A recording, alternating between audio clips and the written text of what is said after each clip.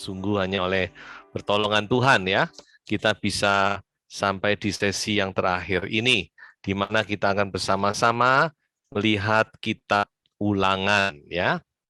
Nah, sekali lagi bahwa judul besar daripada modul ini yaitu bertemu Yesus di kitab Taurat ya.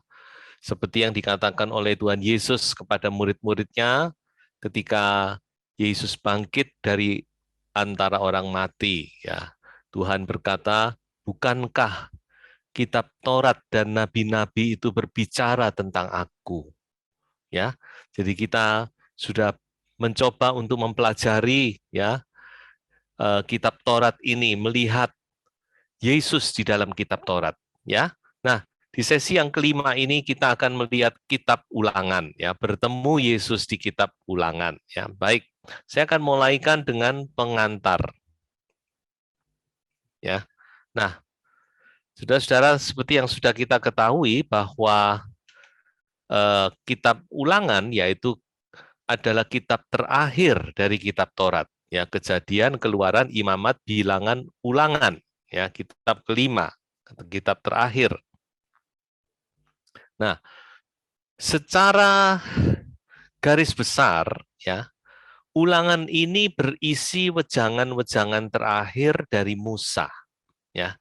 Nasihat-nasihat dari Musa sebelum Musa mati. Ya.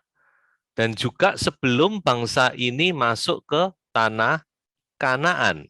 Karena kita tahu setelah kitab Ulangan ya, kita masuk ke dalam kitab Yosua di mana bangsa ini menduduki tanah Kanaan.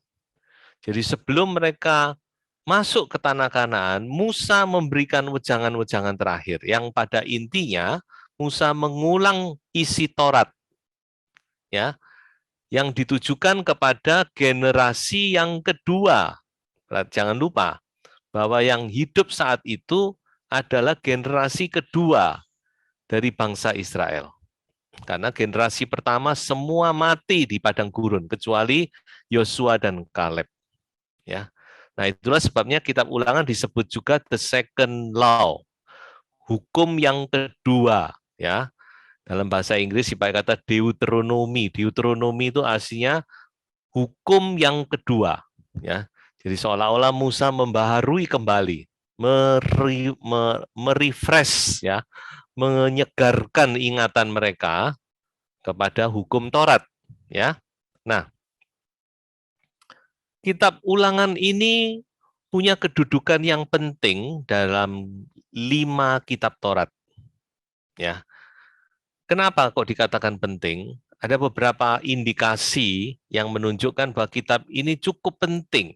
Pertama, dalam kitab Ulangan disebutkan bahwa raja-raja Israel yang memerintah, mereka harus punya salinan dari kitab ini.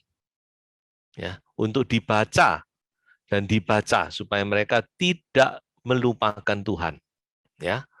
Lalu yang kedua, di dalam kitab Ulangan juga dipesankan nantinya kita tahu mereka setiap 7 tahun sekali mereka merayakan namanya tahun Sabat ya, tahun Sabat. Dan pada perayaan Pondok Daun di tahun Sabat itu, maka mereka diharuskan membacakan kitab Ulangan ini.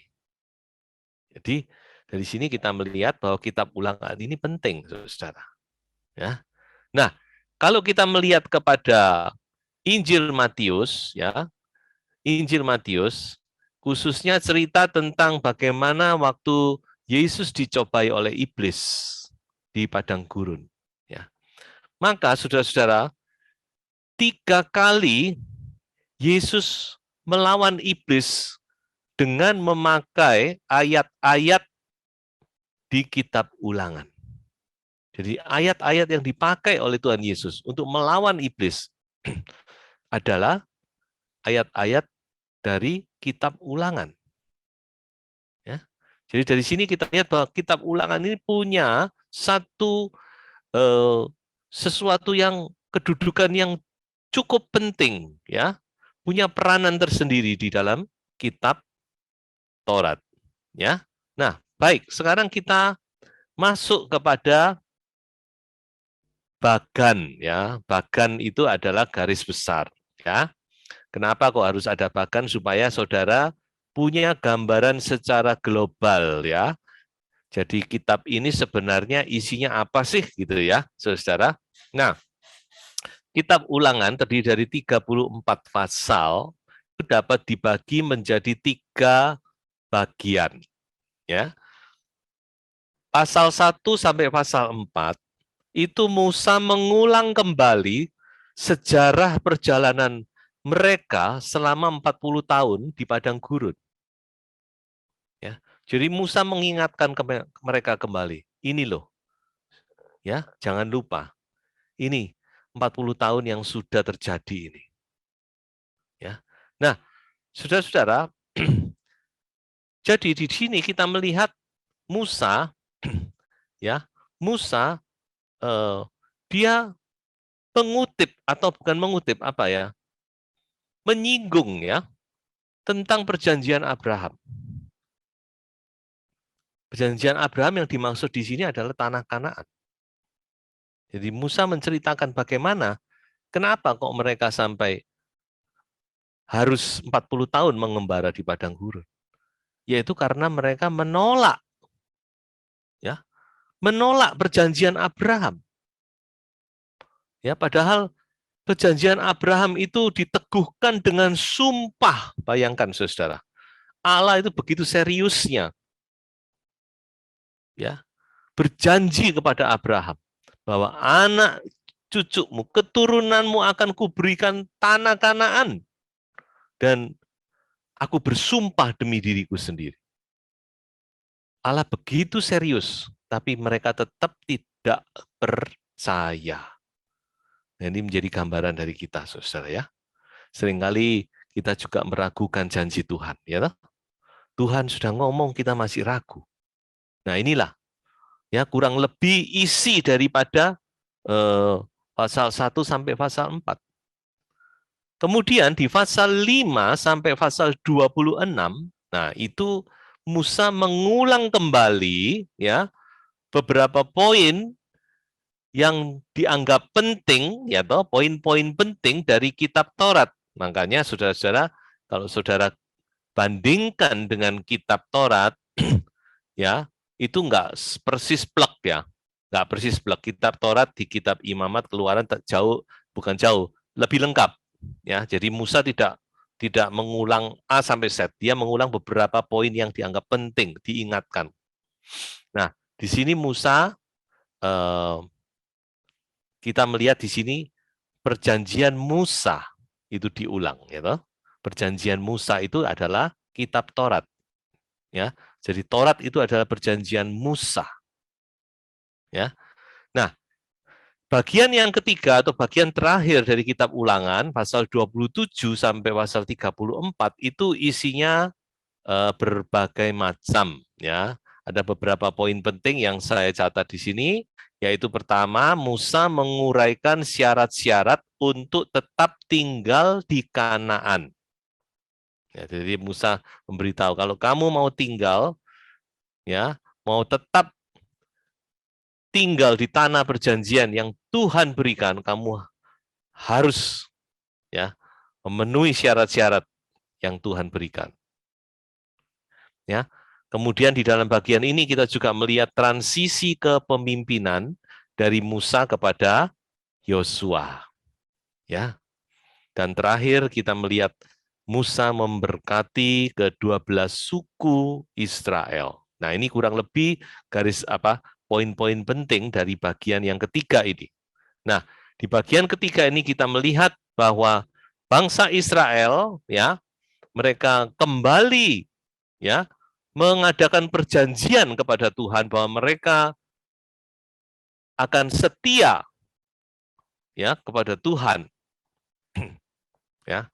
Dan itu yang disebut perjanjian Moab. Mengapa kok disebut perjanjian Moab? Karena pada saat itu mereka sedang berkemah di dataran Moab. Ya. Nah, sampai di sini, coba saya berhenti 1-2 detik, coba saudara lihat lagi, ya. Jadi inilah kurang lebih isi atau garis besar dari kitab Ulangan, sehingga saudara bisa menangkap, oh kitab Ulangan ini, inilah yang kita lihat. Tadi ada 3 perjanjian yang disinggung oleh Musa. Pertama perjanjian Abraham, perjanjian Musa, dan pada akhirnya perjanjian Moab. Ya. Nah, sekarang saya masuk kepada poin yang berikutnya, yaitu, nah, sebelum kita berjalan lebih jauh, ya, kita mau mengerti atau mengetahui sejenak, ya, di mana mereka, posisi mereka waktu itu, supaya saudara punya gambaran. Dan berapa lama, ya, rentangan dari kitab Ulangan ini, saudara. Ya.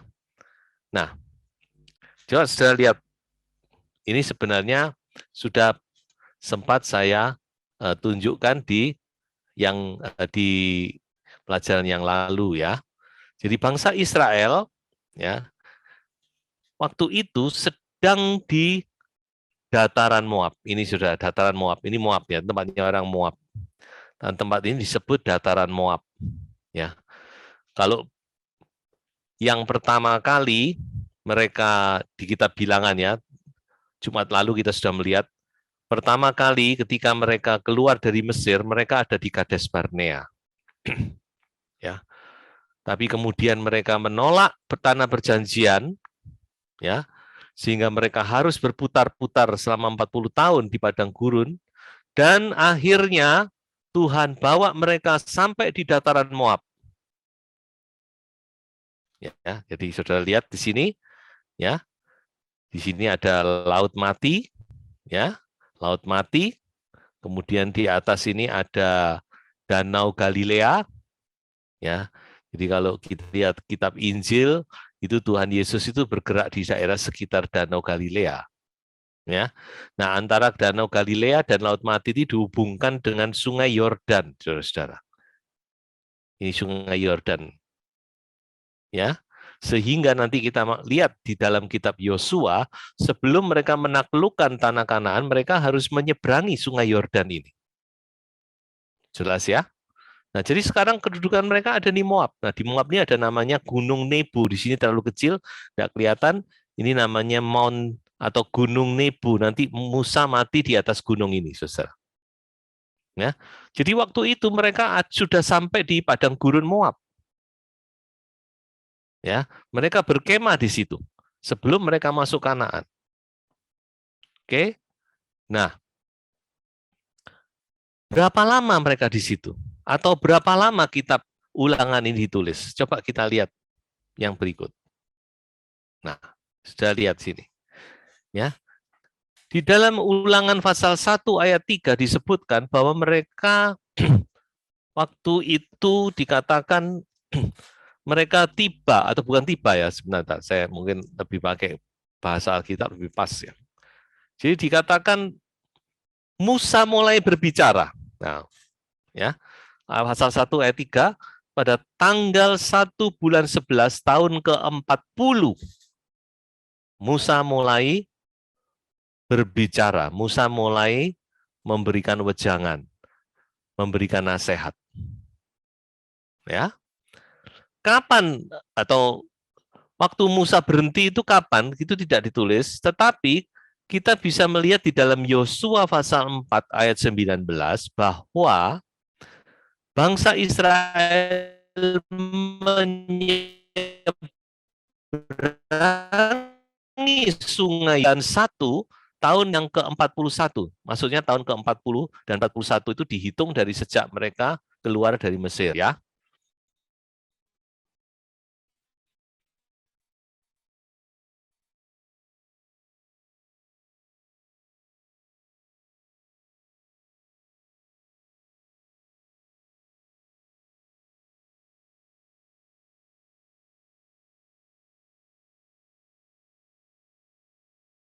Ditangisi selama 30 hari, kemudian ditambah persiapan-persiapan mereka sebelum mereka menyeberang Sungai Yordan, maka nasihat-nasihat yang disampaikan Musa di dalam kitab Ulangan ini kurang lebih 1 bulan.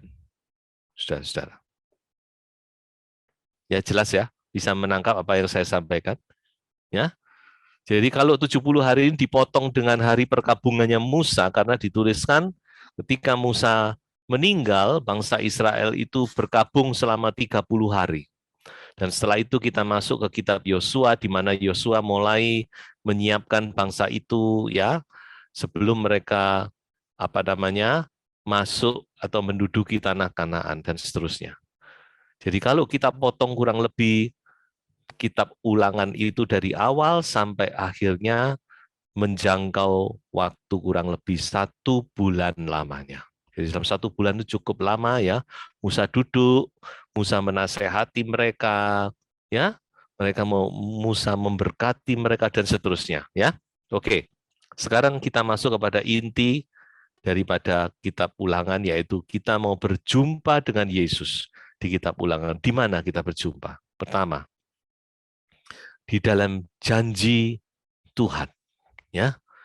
Dalam Ulangan 18, pasal 18 ayat 19, Musa berjanji, atau bukan Musa berjanji, Tuhan berjanji lewat Musa, dikatakan begini, seorang nabi akan kubangkitkan bagi mereka dari antara saudara mereka, seperti engkau ini, kata Tuhan kepada Musa. Aku akan menaruh firman-Ku dalam mulutnya, dan ia akan mengatakan kepada mereka segala yang kuperintahkan kepadanya. Orang yang tidak mendengarkan segala firman-Ku yang akan diucapkan nabi itu demi namaku, daripadanya akan kutuntut pertanggungjawaban. Musa berjanji, Tuhan berjanji, aku akan membangkitkan seorang nabi, ya, seperti engkau ini Musa. Dan itu terus terngiang-ngiang dalam pikiran atau dalam hati mereka. Siapa nabi itu? Siapa? Ya. Dan saudara-saudara, bagi saudara-saudara sepupu kita, tahu ya maksud saya, mereka menganggap nabi mereka itulah. Tapi sebenarnya tidak, saudara. Ya. Jadi ketika masuk ke dalam zaman perjanjian baru, orang masih menduga-duga apa benar dia ini nabi yang akan datang itu.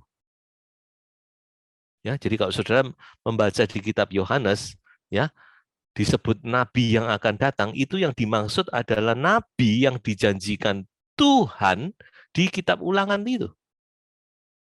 Mereka menduga-duga, apa jangan-jangan ini ya, jangan-jangan ini ya, apa betul ya? Nah, pertanyaan mereka itu dijawab oleh Petrus di Kisah Rasul pasal 3 hari Pentakosta. Petrus dengan tegas mengatakan, bukankah ya Musa telah berkata bahwa Tuhan akan membangkitkan bagimu seorang nabi, ya inilah nabi itu, yaitu Yesus Kristus itu. Nabi yang akan datang itu ini. Ya, saudara. Jadi di sini kita melihat oleh Petrus dijawab dengan tegas, diperjelas, dan ditunjuk oleh Petrus bahwa benar bahwa nabi yang dimaksud itu adalah Nabi Isa alaihi wasallam, ya, kalau bahasa Isa al-Masih, yaitu Yesus Kristus. Ya, saudara. Jadi ini yang pertama kita melihat Yesus di kitab Ulangan. Siapa? Yaitu dialah nabi yang dijanjikan oleh Allah kepada Musa dan kepada bangsa Israel waktu itu, bahwa Allah akan membangkitkan nabi seperti Musa. Sebab tidak ada nabi lain yang seperti Musa, yang sekali bermusa. Kita sudah membaca itu atau sudah mempelajari itu kalau tidak salah di kitab Keluaran, ya.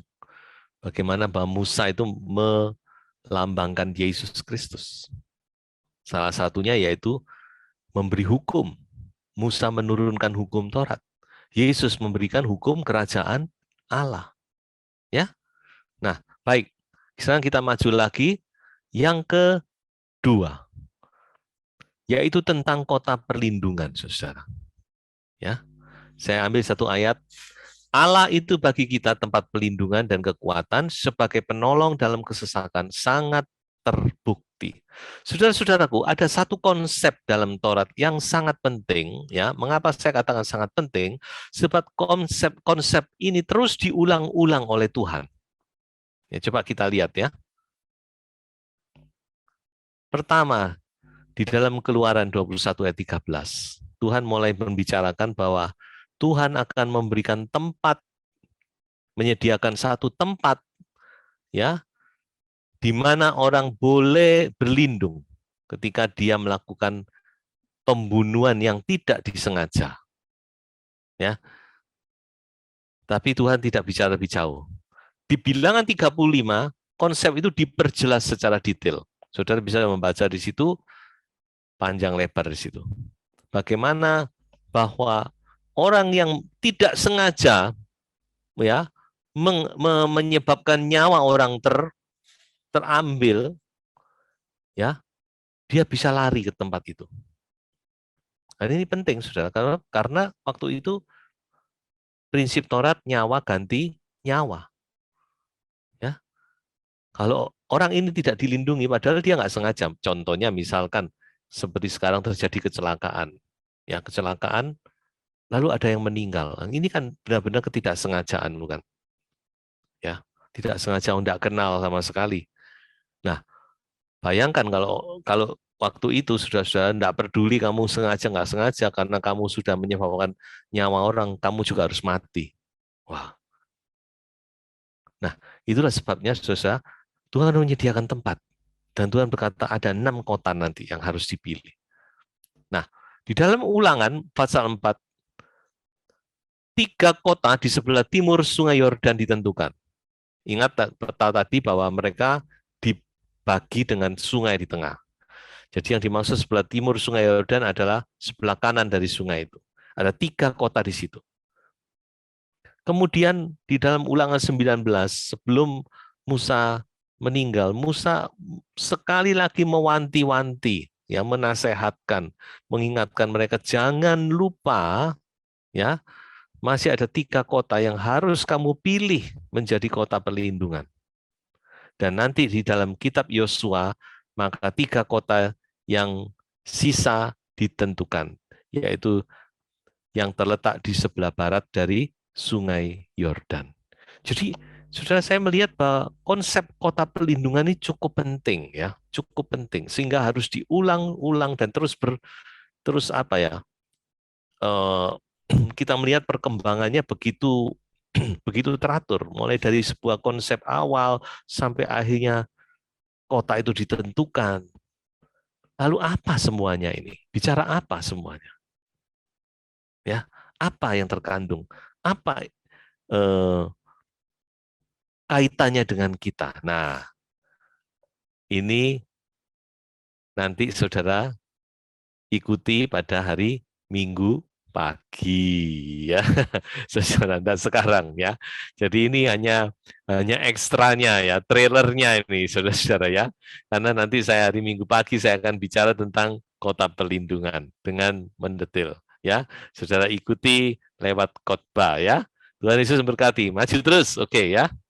Nah, sekarang kita melihat kepada bagian yang atau poin yang ketiga. Juga masih tentang tempat, yaitu yang selalu diulang-ulang oleh Musa, ya, yang Musa katakan adalah tempat yang akan dipilih Tuhan. Ya, kalau saudara membaca di kitab Ulangan, berkali-kali, ada 22 kali, ya, Musa menyentil tentang tempat yang akan dipilih Tuhan, tempat yang akan dipilih Tuhan, tempat yang akan dipilih Tuhan. Ya. Jadi dalam seluruh Alkitab Ulangan ini yang paling banyak istilah tempat yang akan dipilih Tuhan. Itu tempat apa sih sebenarnya? Ya, Musa selalu ingatkan, nanti kamu harus pergi mempersembahkan korban di tempat yang akan dipilih Tuhan, tidak boleh sembarang tempat. Jadi mereka itu tidak boleh, saudara-saudara, sembarang tempat membakar korban, ya, mendirikan mezbah lalu membakar korban, tidak boleh. Mereka itu sistemnya sentralisasi. Jadi Tuhan akan milih satu tempat, di situ kamu harus datang dan mempersembahkan korban. Ya. Jadi tempat yang dipilih Tuhan itu adalah tempat di mana Allah akan tinggal di tengah-tengah umatnya. Ya. Jadi Musa mengatakan tempat yang akan dipilih Tuhan itu yaitu tempat di mana Tuhan pilih untuk menjadi tempat tinggalnya. Itu intinya, saudara. Jadi Tuhan juga tidak sembarangan, ya, saudara. Tuhan juga punya hak pilih, bukan? Ya, apalagi Tuhan kita aja memilih, bukan, saudara? Kita untuk tinggal aja kita pilih. Ya, Tuhan juga, saudara. Tuhan tidak sembarangan. Oh, Tuhan tinggal di sini. Oh, Tuhan tidak. Aku punya pilihan sendiri. Ya. Nah, sejak Musa mengatakan hal ini, ya, kurang lebih selama 500 tahun, bayangkan, saya, Taurat itu kan diturunkan kurang lebih tahun 1500 sebelum Masehi. Ya, toh? Selama 500 tahun sejak Musa mengatakan tentang hal ini, Allah tidak memilih satu tempat pun. Memang, saudara-saudara, nanti kalau kita lihat di dalam kitab Yosua, kitab Samuel, ya, di situ kita jumpai bahwa kemah Musa sempat ditaruh di namanya Silo, kota yang namanya Silo, tapi tidak pernah disebutkan bahwa Tuhan memilih Silo lah, ya. Jadi itu bukan tempat yang dipilih Tuhan. Ya. Jadi 500 tahun Tuhan tidak pernah mengatakan, ini loh, aku milih tempat ini, tidak. Lalu di mana tempat itu? Kapan Tuhan memilih? Nah ini, saudara, perhatikan ini. Sampai kita lihat di dalam 2 Samuel pasal yang kelima. Ketika dikatakan Daud menjadi raja atas bangsa Israel, maka yang pertama-tama Daud lakukan yaitu Daud merebut kota Yerusalem, yang saat itu masih diduduki oleh suku atau bangsa yang namanya bangsa Yebus. Yebus atau Yebusi. Ya. Jadi ini yang Daud lakukan. Daud merebut kota itu. Dan kemudian Daud mendirikan benteng di sana. Daud tinggal di sana. Makanya disebut kota itu disebut kota Daud atau yang dinamakan Sion. Nah, gereja kita namanya Gereja Sion Altar. Ya. Nah, sudah perhatikan. Di dalam 2 Samuel pasal 6, apa yang Daud lakukan? Daud memindahkan tabut Allah, ya, tabut Allah yang waktu itu ditaruh di Kiryat Yearim. Ya, Kiryat Yearim. Satu tempat yang bernama Kiryat Yearim. Jadi selama Saul memerintah, tabut itu dibiarkan di situ. Tapi ketika Daud mulai memerintah, hal pertama yang dia cari, di mana tabut itu? Dan dia tahu tabut itu di Kiryat Yearim. Itulah sebabnya, maka Daud memindahkan tabut Allah, tabut perjanjian itu dari Kiryat Yearim menuju ke kotanya, yaitu ke kota Sion, sampai masuk kepada Salomo. Jadi selama Daud memerintah, tabut itu ada di kota, di tempat Daud tinggal, di kota Daud, di Sion. Saudara-saudara. Dan nanti kita masuk kepada zaman Salomo, anaknya. Ketika Salomo mendirikan bait Allah, maka bait Allah itu didirikan juga di, ya, di Sion, atau tepatnya di sebelah utara Sion. Nah, disinilah saudara-saudara, kita mengetahui bahwa tempat yang akan dipilih Tuhan itu tidak lain adalah Sion. Ya. Jadi kalau saudara lihat dari, saudara pelajari, sebelum Allah memilih tempat, Allah memilih manusia dulu. Siapa yang dipilih? Daud.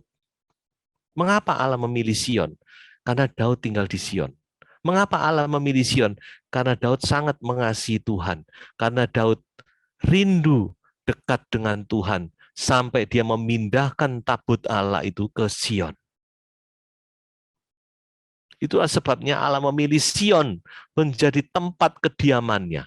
Makanya kalau saudara membaca di dalam kitab Mazmur, saudara melihat di situ kota Sion. Sion selalu disebut. Sion itu siapa? Itu adalah kota Daud. Ya.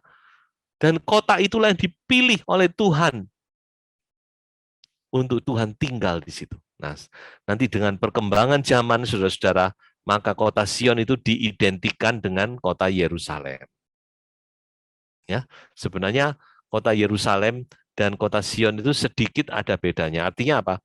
Kota Sion itu bukan kota Yerusalem sepenuhnya. Kota Sion itu adalah bagian dari kota Yerusalem di mana Daud tinggal. Nah, coba saudara perhatikan peta ini, sudah akan mengerti apa yang saya katakan. Nah, ini adalah denalokasi, ya, denalokasi pada zaman Yesus. Saudara perhatikan di sini. Ya, kalau katakanlah ini Yerusalem, tapi Yerusalem itu sekarang sudah jauh berbeda, bukan seperti ini ya, saudara. Ini zaman Yesus waktu itu, masih zaman kuno ya. Nah, Daud itu tinggal di sini, saudara. Ini namanya the city of David. Jadi selama Daud berkuasa, dia tinggal di sini dan kemah itu, atau sorry, bukan kemah ya, tabernakel atau tabut itu tinggal bersama dia. Ya. Nah, nanti ketika Salomo naik tahta, maka bait Allah itu dibangun di sebelah utara dari Sion. Tidak jauh-jauh. Kalau ini Sion, kota Daud, maka bait Allah itu ada di sini, saudara. Mengapa kok di tempat ini? Itu juga ada ceritanya ya. Saya sudah mendengar khotbah, saudara tahu bahwa itu disitulah Daud membangun mezbah waktu Allah mendatangkan tulah kepada Yerusalem. Akibat Daud melakukan sensus ya. Maka Daud membeli tempat ini, saudara-saudara. Ya, dan kemudian Daud berkata, nanti di tempat inilah dibangun bait Allah itu. Sehingga ketika Salomo naik tahta, Salomo membangun bait Allah itu ada di sini. Tidak jauh dari Sion. Jadi secara keseluruhan, saudara-saudara, maka kita tahu inilah tempat yang dipilih Tuhan. Sion, kota Allah. Karena pada perkembangannya nanti Sion itu juga identik dengan kota Yerusalem, ya, ya, saudara-saudara. Tapi sebenarnya secara detail ada sejarahnya. Maka Sion itu adalah tempat di mana Daud tinggal. Inilah tempat yang dipilih oleh Tuhan, saudaraku. Coba kita lihat satu ayat ya. Saya pakai satu ayat ini untuk mewakili. Nah, sudah bisa membaca di dalam Mazmur ini, saudara. Ya. Sebab Tuhan telah memilih Sion, mengingininya menjadi tempat kedudukannya. Inilah tempat perhentianku selama-lamanya. Disinilah aku hendak diam, sebab aku mengingininya. Mengapa Tuhan menginginkan Sion? Bukan Sion itu tempat yang istimewa, tidak. Tetapi ada orang yang istimewa di situ, yaitu Daud, seorang yang hatinya melekat dengan hati Tuhan. Tuhan memperhatikan, Tuhan bukan memilih, ya Tuhan juga memilih tempat, tapi terutama Tuhan memilih manusia, saudara. Ya, ketika ada orang-orang yang mengasihi Tuhan, disitulah Tuhan tinggal. Amin. Dimanapun saudara berada, ketika saudara mengasihi Tuhan, dan saudara ada dimanapun, di situ Tuhan berada, Tuhan tinggal bersama saudara. Sebab kitalah, ya sebenarnya kita inilah sebenarnya Sion perjanjian baru. Sekarang bukan lagi kota Yerusalem, saudara, ke kota Yerusalem nggak ada apa-apanya. Cuma lihat peninggalan ini, peninggalan itu, saudara. Bukan berarti di situ Tuhan lebih nyata, tidak. Ya, jadi Tuhan bagi umat perjanjian baru, ya, kitalah Sion-Sion itu, ya. 1 Korintus 3:16, tidak tahukah kamu bahwa kamu adalah bait Allah dan bahwa Roh Allah diam di dalam kamu. 1 Korintus 6:19, atau tidak tahukah kamu bahwa tubuhmu adalah bait Roh Kudus yang diam di dalam kamu, Roh Kudus yang kamu peroleh dari Allah, dan bahwa kamu bukan milik kamu sendiri. Jadi sekarang Tuhan tidak bertahta di tempat secara fisik, tapi Tuhan bertahta di dalam kehidupan umatnya. Tuhan bertahta di dalam gerejanya, di mana ada orang-orang yang mengasihi Tuhan, di mana Roh Kudus bekerja, di mana Roh Kudus tinggal, disitulah Sion itu, saudara. Haleluya. Puji Tuhan, ya.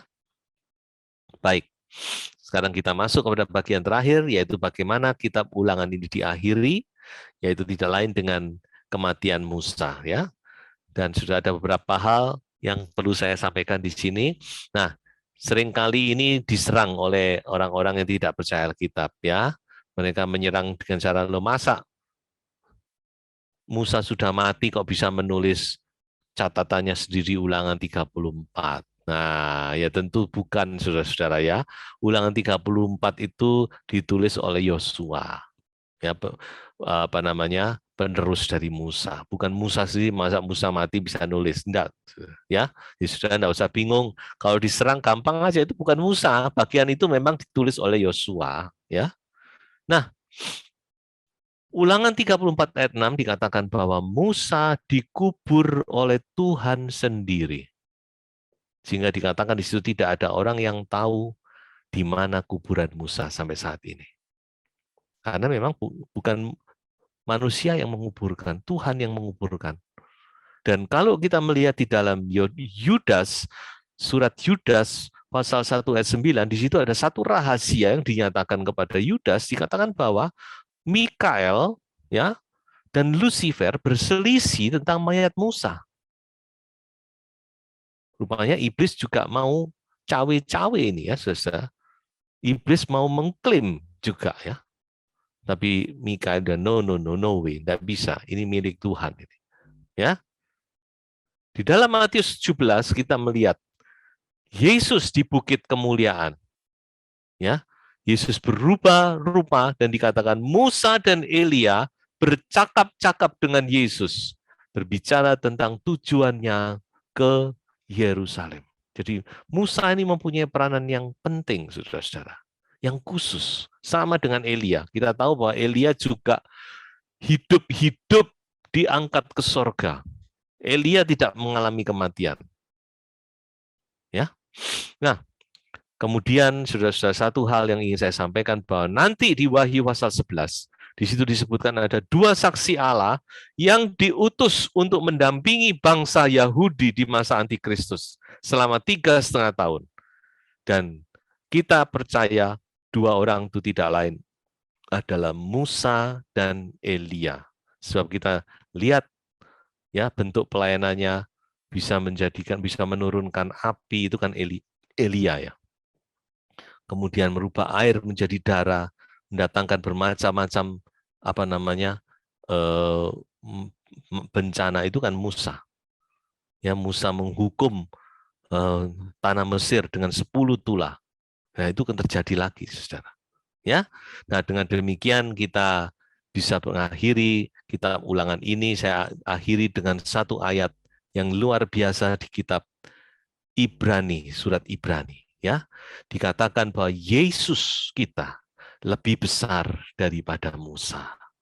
Ya, Ibrani 3 ayat 5-6 dikatakan, dan Musa memang setia dalam segenap rumah Allah sebagai pelayan. Musa adalah hamba Allah yang setia. Ya, untuk memberi kesaksian tentang apa yang akan diberitakan kemudian. Tetapi Kristus setia sebagai anak yang mengepalai rumahnya, dan rumahnya ialah kita. Jika kita sampai kepada akhirnya teguh berpegang pada kepercayaan dan pengharapan yang kita megahkan. Haleluya. Kita sudah melihat tentang Musa begitu luar biasa dipakai Tuhan, tetapi saudara ingat bahwa Yesus kita lebih luar biasa. Haleluya. Tuhan Yesus memberkati ya.